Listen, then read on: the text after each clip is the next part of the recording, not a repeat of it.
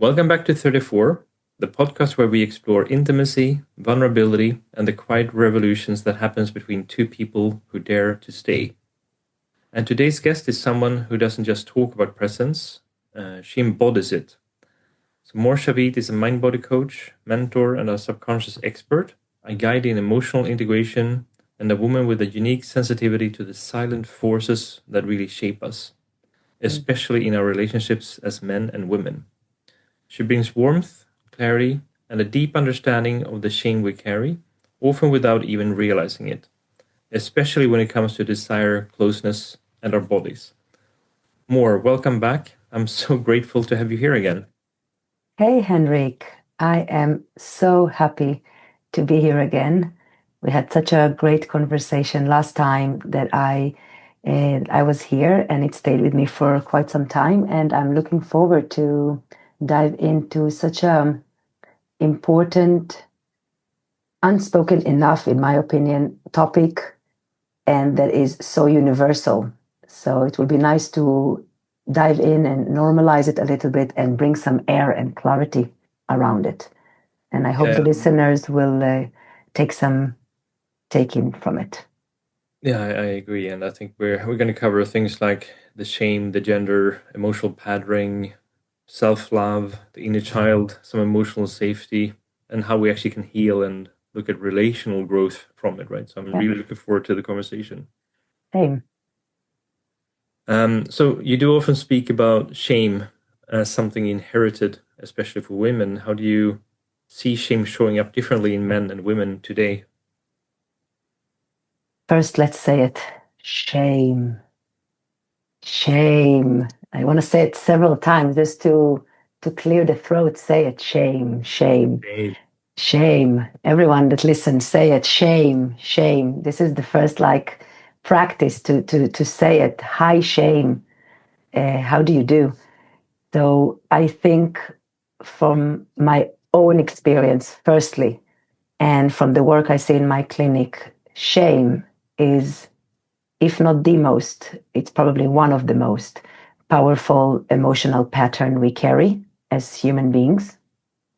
It's inherited in most of its form and also learned from inherited. So we are inheriting and then we are strengthening what we inherit and learning that what we inherit is actually true. And it goes through cultural, gender, lineage, generational past. How I see it comes differently, show up differently in men and women. It's really a good question. In women, I would say that the little girl is learning to be shameful around her body, her voice, her pleasure. And if I will see it in a scale, the little girl is going in between. I'm either too much or I'm not enough. I'm either too loud, too vulgar, too, I want to say too strong, or I'm not enough feminine, not enough gentle, not enough quiet. And so there is this movement between I'm either too much or not enough. Whereas for men, I see that shame is vulnerability itself. So the little boy is being taught that he cannot show weakness. And showing feelings is showing weakness. And so feeling itself, vulnerability itself, the ability to feel and be in your body and express what you feel, for a man, it is shame. So what I want to really say about it and to really explain is that in both cases, both men and women, shame is making us believe that who we are is wrong, is broken, is not good, is not enough, is too much. And this is the distortion. Yeah, it's really a big one, shame. Yeah. It causes so much suffering in humanity. I wanted to give a point on how to start healing from it. And I was just touching it now. It's the distortion of shame that's saying that something is wrong with us. And I think the first step in healing shame is actually to see this distortion, to bring awareness into what we have learned about our identity, that it's either too much or not enough, or I'm not allowed to feel. It's actually just a pattern, just a learning, a programming. It's not who I am. Who I am inside is whole. There is nothing wrong with me. That's a very good insight and very good learning for, I think, a lot of men and women. Yeah. And you touched on this as well. We talked about sort of men are suppressing emotion. They're really taught to suppress the emotion, and many women are taught to perform pleasure. What do you feel happens when these two meet in bed or in love in general? Exactly. So it's really it's the outcome of what we were just talking about. Yeah. So one has learned to suppress, and the other one learned to be something or someone she's not, and she performs. And intimacy, which is where connection and where I can bring myself fully lives. So when I'm bringing who I thought I need to be, who I thought I need to be in order to be loved and accepted, if I bring this mask or armor, whatever you feel comfortable to call, when I bring this into intimacy, there is no connection. It's just the opposite. It's disconnection. No one brings who they truly are. So instead of embodiment, wholeness, oneness, we have disembodiment, separation, disconnection. And it can be on the surface, it can look like contact, touch, and even sometimes pleasure. But deep inside, there is no presence. No one is truly there. Yeah, and then you might, this is going back to what we talked about in one of the previous episodes, that it's easier to give your body than to give your heart. Yeah. Wow. Yeah. And I think a lot of relationships are like that today, right? When I look at people I talk to in general, they're behaving. Yeah. And I want to say to whoever it is that is listening that this is not your fault. This is not because something is wrong with you. This is not because you are broken. This is a survival mechanism. This is automatic. This is something that is happened without your awareness. It is your subconscious. This is the programming. So the fact that it is happening is not your fault. However, to grow out of it and change it is in your power and in your responsibility. So I'm guessing what I'm trying to say, if you're listening, is that one, you're not alone in this mechanical pattern and pain in relationship. And also you can change it. That's a very good message. Yeah. I really hope that it will come through, because it can feel so alone and so lonely and so painful and so also hopeless sometimes, you know. You can think, oh, I've experienced it my whole life. I've had 6 different partners and it always was the same. I am, fill up the blank, whatever that you believe about yourself. Love is, fill the blank, whatever it is that you believe that love is. It will always hurt me. I will be abandoned. I will feel rejected. I will not be able to bring myself fully. So it can feel very endless, like this is it. And I really want to say it, if someone is listening, to really understand that starting to heal yourself outside of the relationship and inside the relationship, starting to bring awareness to these patterns, these way of being that are not who you are, but how you have learned to be, and start bringing yourself fully, you will be able to replace performance and suppression with presence. and you will be able to bring intimacy and real connection into your relationship. And that's such a beautiful way you're putting it there, Mor. Thank you. So in your experience, what are the most common unconscious beliefs people carry about intimacy and connection? It's a great question, Henrik. So I think I would say there are like three that I hear all the time, and they're super universal. Yeah. We think it's so personal, but actually it's universal. And the first one, I would say the biggest and most common, that if I'm 100% me, I won't be loved. Which fundamentally, if you think about it from a conscious place, makes no sense.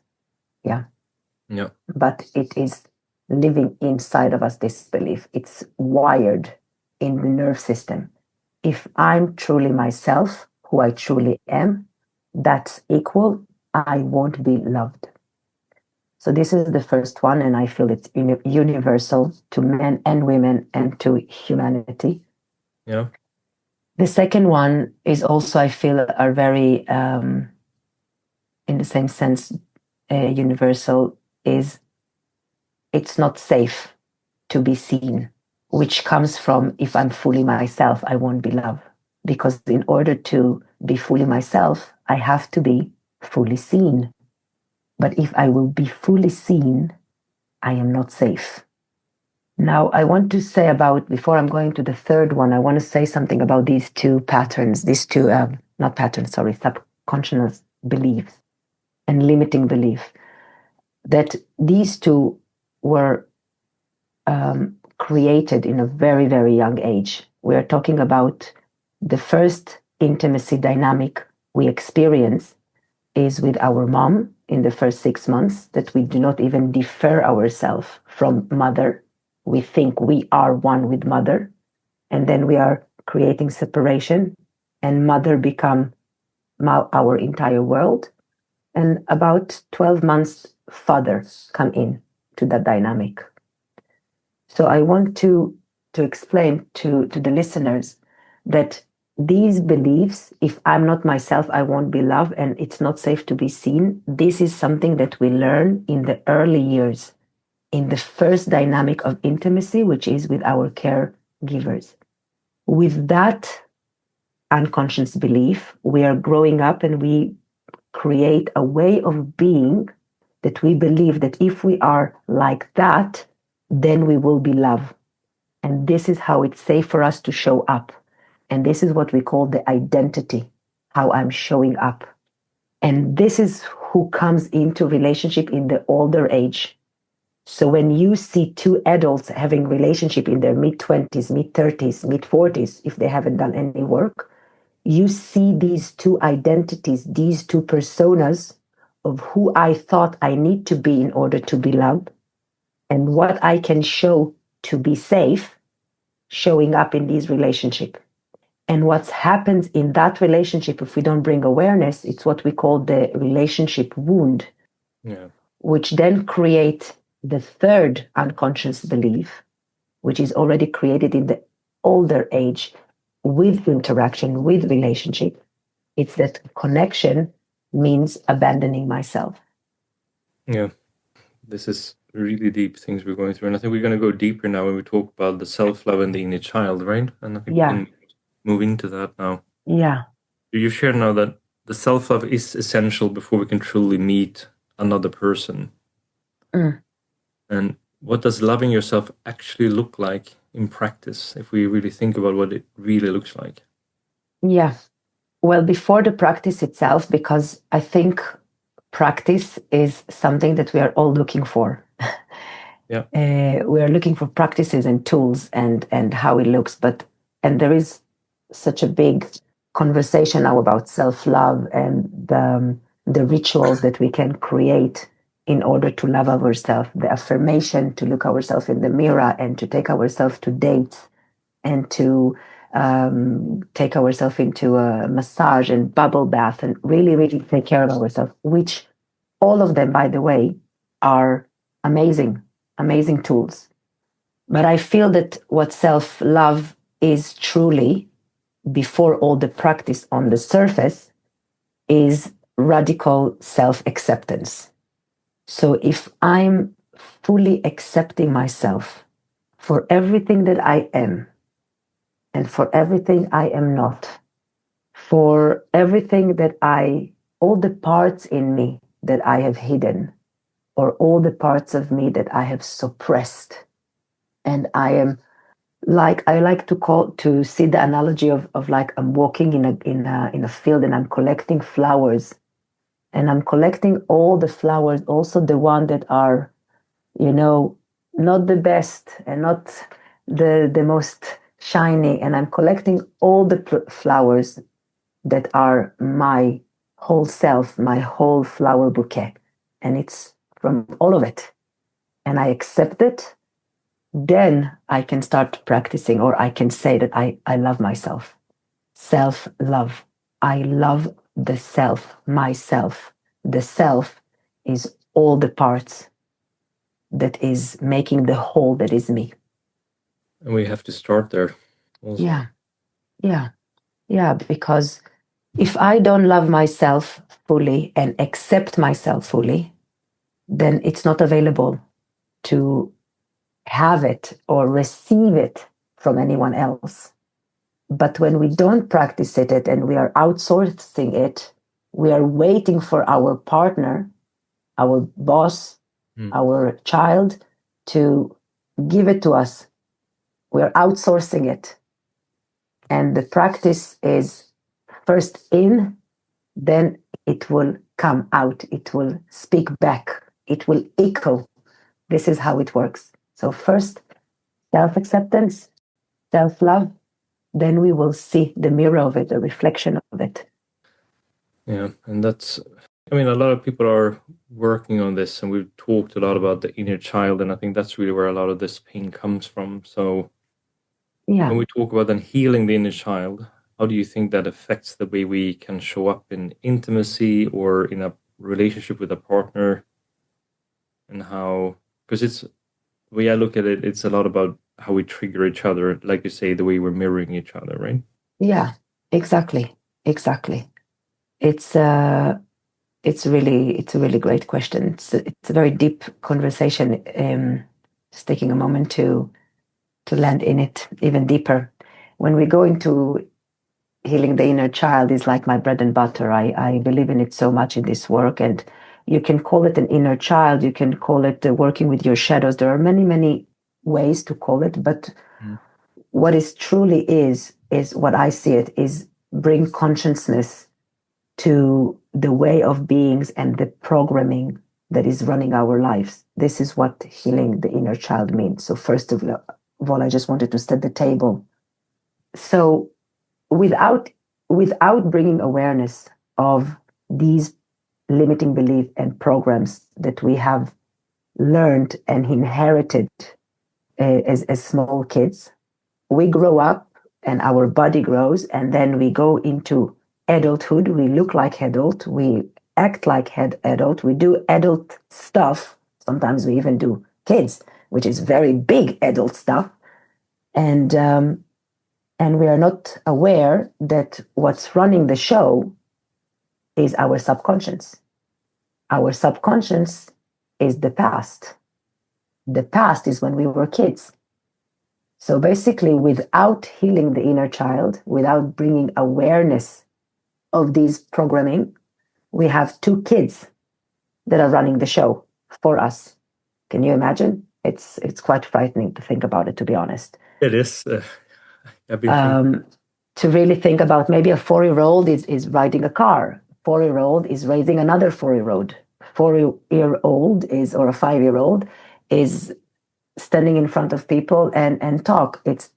And the people that he talks in front is more 4-year-old people. So it's to really have this image. What if making life altering decisions? You have a 4-year-old making for you. Yeah, making it for you. Exactly. Making it for you. And then life is created from that space. yeah, and project it from that space, and what you see is the result of it, and we think this is it, this is life. And can you imagine the immense suffering that we carry as human beings, the resentment, the loneliness, the lack of self-love, the lack of emotional safety that we experience as adults. Yeah. So how healing the inner child affect the intimacy? It's whether or not you can create real intimacy. Yeah. Without healing it, you're not present. It's like a requirement almost. Yeah, it's a requirement. It's not almost. Yeah. It's a requirement. It is a requirement. So when I start to heal, and I want to say something about the healing, when I start to heal, when I start this process, and for everyone listening, ongoing, endless process. I'm sorry to be a party pooper. No, there is no magic and I will heal my inner child and I'm done. No, you heal layers and you go deeper and deeper and deeper and deeper and deeper. So just to say it. So when you start this journey of healing your inner child, basically when you start the journey back to yourself, to who you truly are, and you clean the reprogramming, you start taking the layers off of the armor, you bringing yourself more and more and more of yourself and show up more fully of who you are, all of your relationships will experiencing more connection and more intimacy.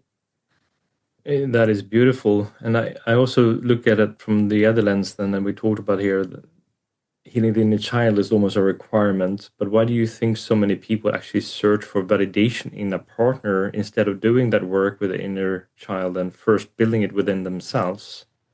So first of all, again, I want to say, great question. So who is the one who is seeking validation? The inner child, I would say, right? Exactly. And why the inner child is seeking for validation? Because this is what he was taught. So all of us, as universal, men, women, all of us, human beings, we came to this world from our mother and we were dependent on our mother, whether if she was present or not.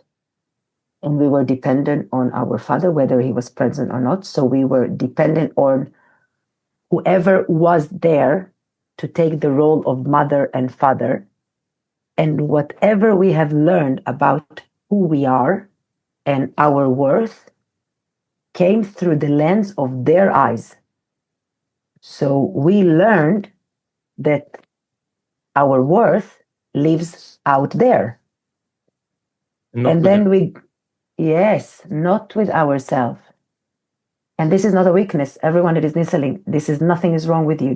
Nothing is broken with you. This is nothing personal to you. This is mechanical. This is a survival mechanism. We had to learn that because we are very dependent creatures.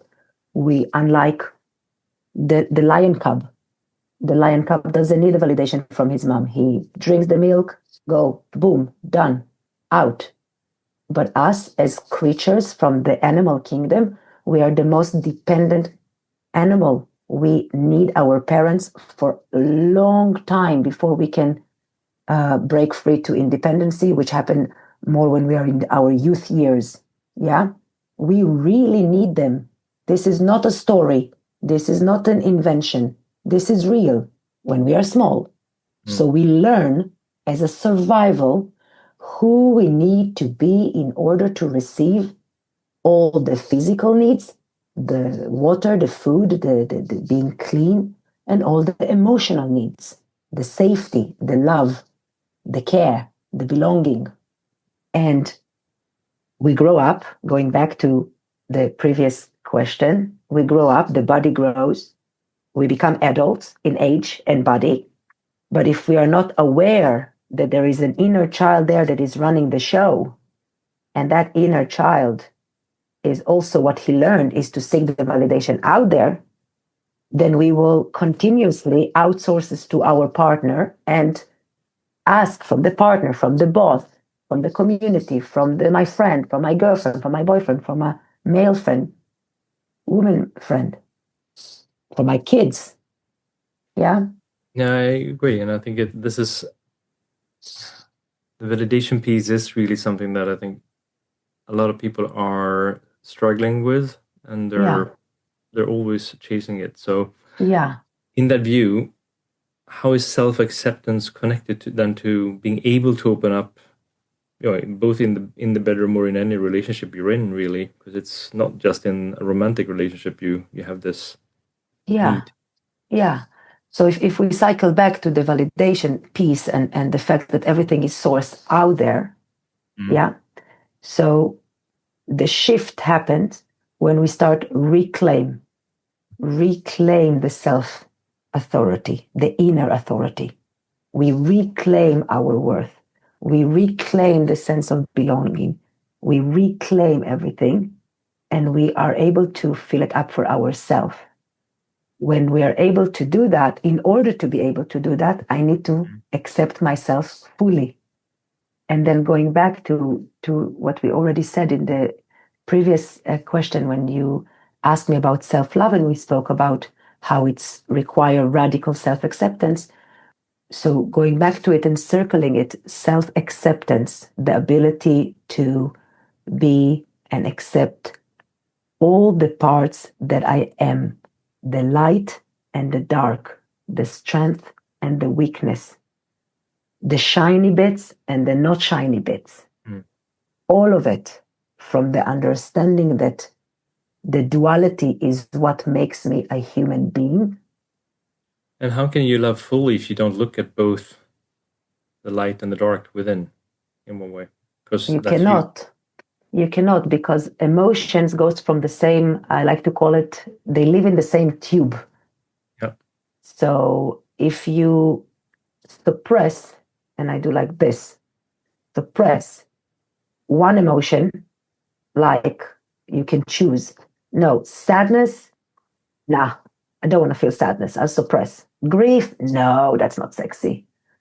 Resentment, no. Shame. Yeah. Even society is actually affecting this, right? And pushing this down to people, what is sort of socially acceptable or Of not. course, culture and society and how we supposed to act and expected to be act and behave in society is of course part of it. Don't get me wrong, we as adult, we want to be able to regulate our emotions. Of course. We don't want to go and have tantrums. But what we see that we do have tantrums. We see adults with tantrums all the time. And this is because of the suppression. Because one can hold only for a period of time. Then there is explosion, and then we hold again, then explosion. What we want to learn to be able to feel everything. We want to be able to allow the emotion. You ask about love, how you can love if you don't feel the duality. So if I suppress one emotion from that tube, if love wants to come out from this tube and experience love, it cannot because the tube is blocked. So in order to feel like a wave, we want to be able to feel all the emotions, not collapse into them and not suppress or avoid them. We want to find our center. Yeah, and this is how it goes into how it connected into intimacy. The ability to accept myself fully, to feel fully, to be vulnerable. To dare to be vulnerable. Yeah. Yeah, this is soften my system. It's soften my nerve system. Imagine how much energy and tension needs to be in the body in order to hold something like that. It's so much stress. So let's drill a bit deeper on that with sort of the healing and the relational growth in that sense. So what are some practical ways do you believe couples or individuals can begin to rewire these old patterns and move toward more like embodied intimacy and connection? Because I think that the connection is critical. Yeah. As well. So I will say, firstly, before rewire, we want to bring awareness to what the patterns are. So we want to go into a deep self-inquiry and self-exploration. We want to start ask questions in the places where we have the strongest exclamation mark. I am filling the gap. And instead of exclamation mark, question mark. Start really question all the things that you believe you are. Really? Is it really who I am? Or is it something I have learned about myself? And to do it either with yourself or with the help of a coach to really start unraveling this parts in you that you either hidden or avoided or suppressed. And within relationship together, if the two people in the relationship are doing this work, it's beautiful. And to be able to support each other, you can firstly slow down, stop the doing, the busy life. So really create a ritual where you are together, you are slowing down together, you are checking in how the other is feeling, how the other's heart is today, what is going on really in the other person's life. You can have exercises like breathing together, really sync the breath.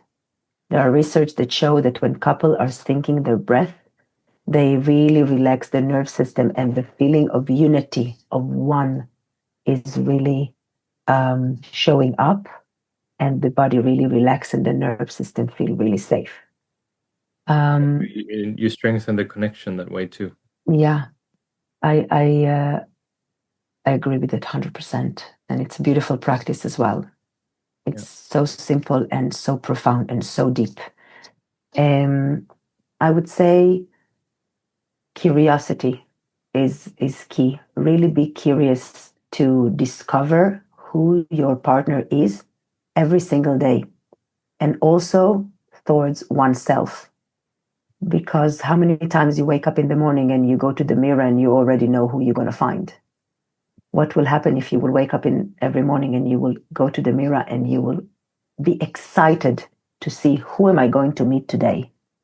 And also then being more present in that moment, I would say. Yeah, exactly. Because survival is in the past, and who we are today, what's alive in us today, it's in the present moment. And we cannot access there without being awareness and practice. Nice. Yeah, and to say that to talk about the patterns and to bring awareness is an important and fundamental key in the beginning of the healing, but also practical somatic practice to start feeling safe in the body to explore these kind of practices, because the trauma and the patterns, they live in the body, they don't live in the mind. And so if we want to start heal and grow together, we can really start to practice these kind of practices. Yeah, the way I'd like to look at that is somehow where you have the mind and the heart work in combination and together, rather than the mind controlling the heart or blocking the heart.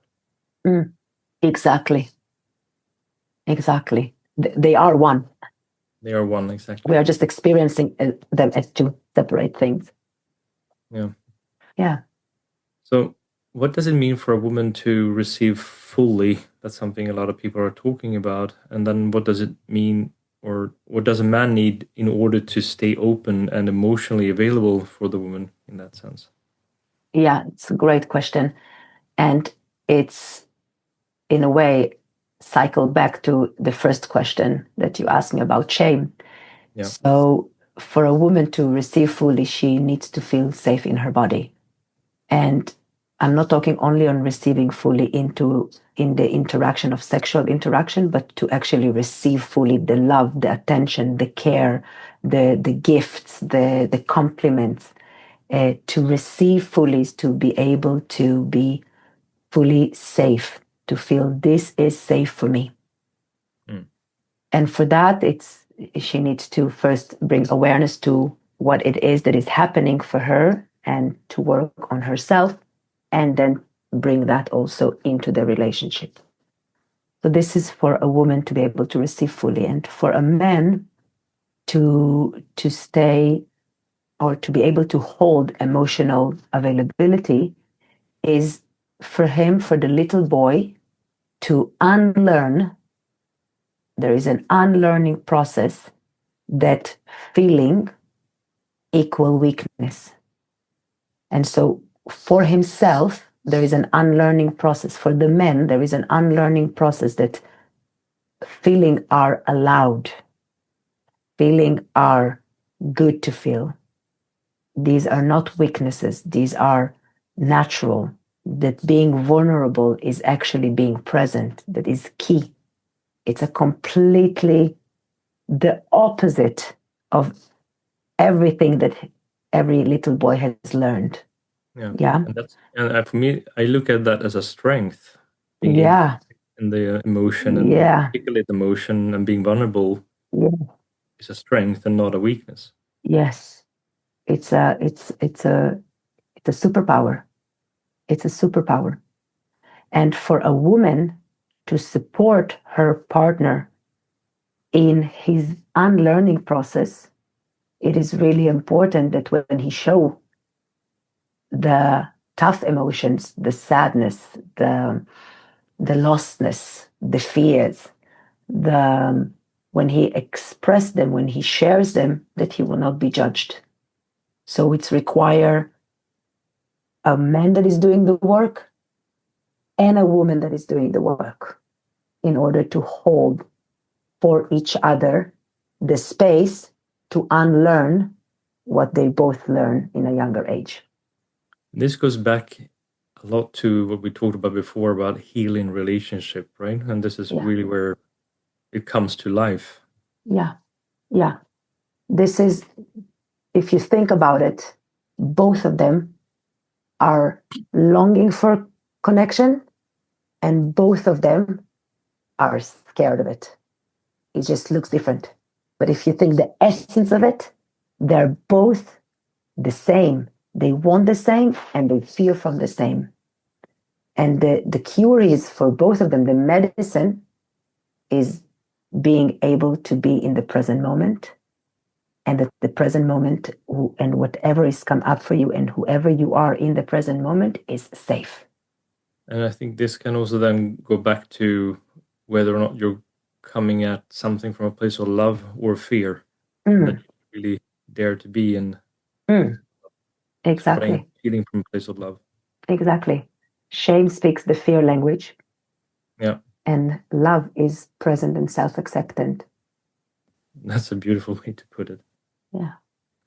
So lastly, Mor, in your own life, do you see there's been any turning point that has reshaped the way you look at love, sex, or vulnerability in general? That's a big question.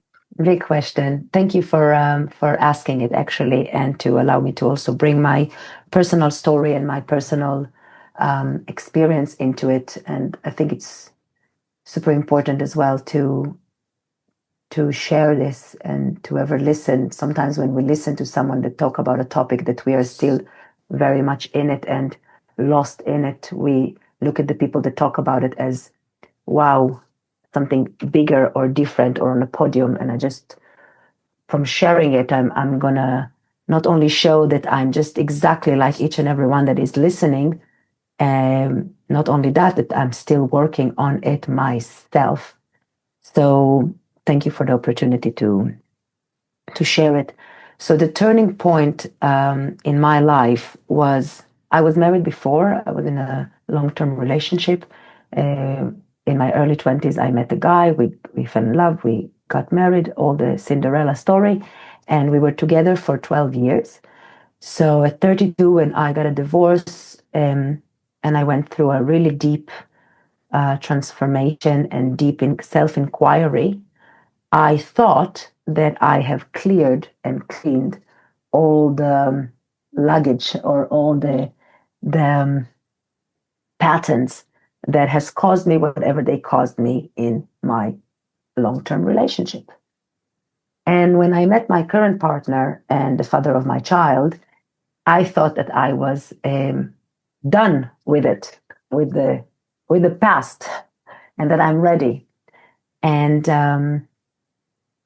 after the birth of my son 4 years ago, I found myself in one of the hardest moments of my life as a really new mom with a 4 months old baby. And I remember one night bouncing on the yoga ball after a long sleepless night.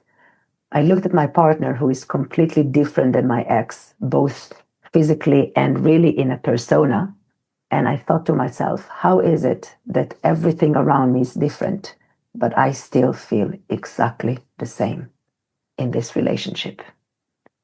And it was one of the most frightened moments of my life to realize I am here again, but it also cracked me fully open to go and search what is it really that is creating this feeling, repeated feeling in my life, even when everything else has changed, that I still created and I still feel exactly the way I already felt. And that sent me into a really, really deep self-work, where I have discovered all the work of the subconscious and the programming. I dived into the brain and how it works and how the body mind works and the nerve system. And I really wanted to get my hand around it. Like I really wanted to understand it. And I started my own mind body work and my own healing journey. And it's a work in process. And let me tell you, long-term relationship for me has been the biggest teacher in my life and what my soul came here to explore. Um, and yeah, it's beautiful to understand that, yes, I have created it, but I also had the power to change it and shift it. Because when I shift my relationship with myself, when I reclaim my inner authority, when I start to love myself fully, when I start to show up in my relationship for who I truly am without shame, fully vulnerable, learning how to vocalize my needs, my dreams, my visions, my deepest thoughts. And I have a partner that is doing the work himself on his own shadows, on his own inner child. It's powerful. It's an accelerator for a spiritual growth. I think it's a beautiful story, Mor. So first of all, I want to thank you for sharing it and showing yourself so vulnerable, and also showing for the listeners here that this is not just, as you said, it's not a one-time fix. It's an ongoing work for everyone who's on the path of loving fully in one way and loving yourself. Yeah. Yeah, it's beautiful. Say loving fully. I love that.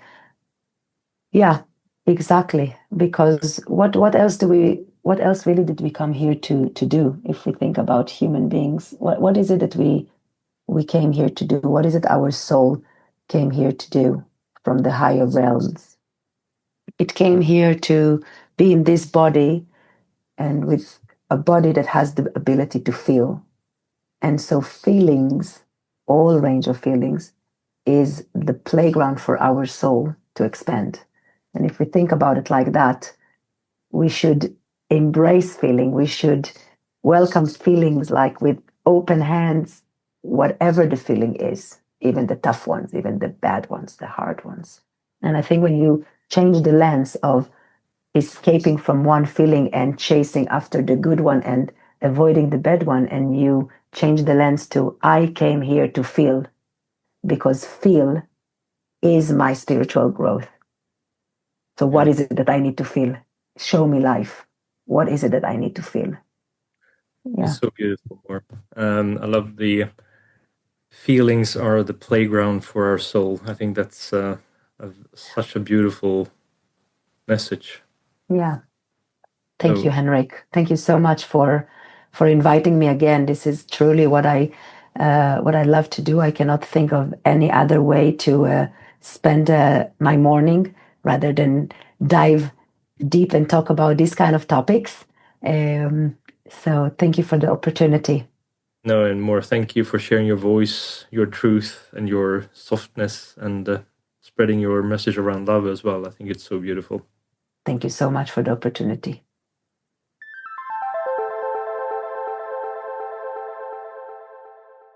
So, what Mor reminded us today is that healing isn't just about letting go of pain, it's about coming back to the body, to the breath, to the possibility that love doesn't have to be earned, just met. For everyone listening, let this be your invitation to slow down, to feel more, to dare to be seen, not just as perfect, but as present, and focus on self-love and looking into yourself. If you want to learn more about Mor and reach out to her, you can find her on Instagram and Facebook. And I will make sure to have the links in the episode comments. And please comment, like, and share around the episode. I love hearing more from you. And thank you for being here.